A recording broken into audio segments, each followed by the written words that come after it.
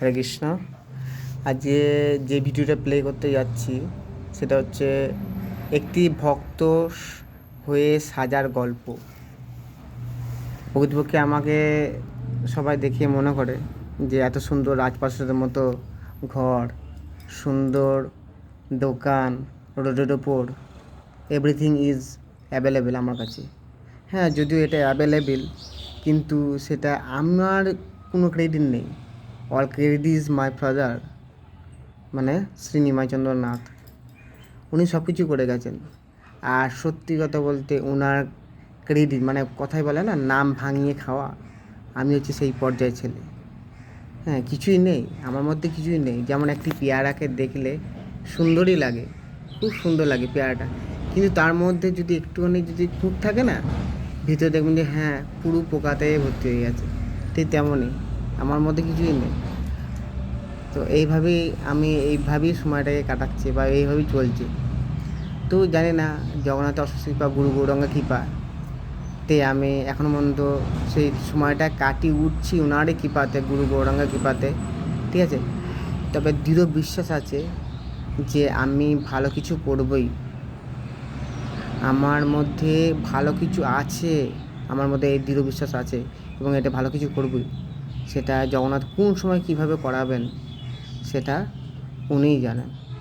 কেননা আমি খুবই সৌভাগ্যবান যে এত সুন্দর কিছু, মানে বাড়ি ঘর দুয়ার থেকে শুরু করে আমার ফ্যামিলি, মাই ওয়াইফ এবং তারপরে ছেলে, মা, প্রত্যেকেই খুবই ভালো, খুবই মানে প্রশংসনীয় আমার কাছে, যেটা আমি সহজেই পেয়ে গেছি।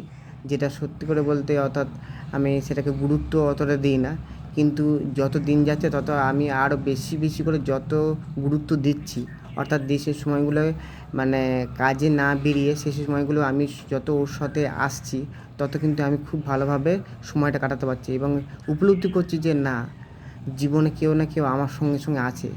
আমি কখনোই নিজেকে এরমভাবে মানে দুর্বল ভাবতে পারি না।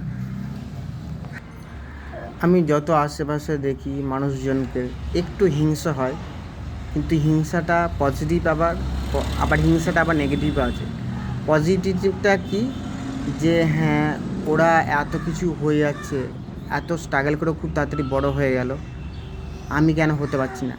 আর নেগেটিভটা হলো যে ওর এরকম ধরনের হয়ে যাচ্ছে, তারপরে আমি জ্বলে যাচ্ছি, কিন্তু জ্বলে গিয়ে আমার কী লাভ বা হবে। হিংসা করে কারো কোনো দিন কিছু হয় না, বরং তার ব্যাকগ্রাউন্ডটা দেখতে পেয়েছি, সে কত কষ্ট করে আজকে সেই পজিশানে দাঁড়িয়েছে। প্রত্যেকটা মানুষের জীবনে কিন্তু হার্ডওয়ার্ক থাকে, আর হার্ডওয়ার্ক না করে কেউ বড়লোক হতে পারে না। যেমন আমার বাবা, যেমন এই তিলক যে পড়েছি, হ্যাঁ, যার কৃপাতে পড়েছি, মহাদেব প্রভু, উনি একসময় শুধু আলু মানে ঢেলে বিক্রি করে উনি সেই সংসার চালিয়েছেন। ধীরে ধীরে ধীরে ধীরে জগন্নাথ কৃপা করেছে, ভরসা রেখেছে ভগবানের প্রতি, প্রচুর ধৈর্য এবং বিশ্বাস রাখার ফলে, ধৈর্যের অসীম পরীক্ষাতে উনি উত্তীর্ণ হওয়ার ফলে আজকে উনি বড়লোক হয়েছেন। তাও ভগবানের সেবা কিন্তু ছাড়েনি। এমন নয় যে বড়লোক হয়েছে মানে বিশাল ব্যাপার, তেমন কোনো ব্যাপার না। বড়লোক ভগবান দিয়েছেন, প্রভুরা তো তাই বলেন যে ভগবান দিলেও সেটাকে সেবা কাজের জন্য লাগানো হয়। তো ভগবান আমাকে দিক, আমিও সেই সেবা কাজে লাগাবো, কেননা আমার মনোভাব সত্যি অত্যন্ত পবিত্র, যে এটা গর্ব করে বলার নয়। আমার প্রচুর সেবা কাজ করতে ভালো লাগে এবং সেবা করাবো। আমি আমার ফ্যামিলিকে নিয়ে, আমি প্রচুর আমার ছেলেকে নিয়ে প্রচুর সেবা কাজ করানোর জন্য চিন্তাভাবনা আছে। দেখা যাক গুরু গৌরাঙ্গ জগন্নাথ কতটুকু কী চায়, সেটার উপর নির্ভর করছে। তো দেখা যাক আগামী দিনে আমার ভাগ্যে কী আছে, আর ভগবান কত কী আমার ওপর দিয়ে নির্ভর করায়, আমাকে কীভাবে সেবা কাজ করায়, তারপর তাহলে ধীরে ধীরে প্রকাশিত সেটা হবে। হরে কৃষ্ণ। আজকে এইটুকু, একটি ভক্ত সাজানোর গল্প। হরে কৃষ্ণ।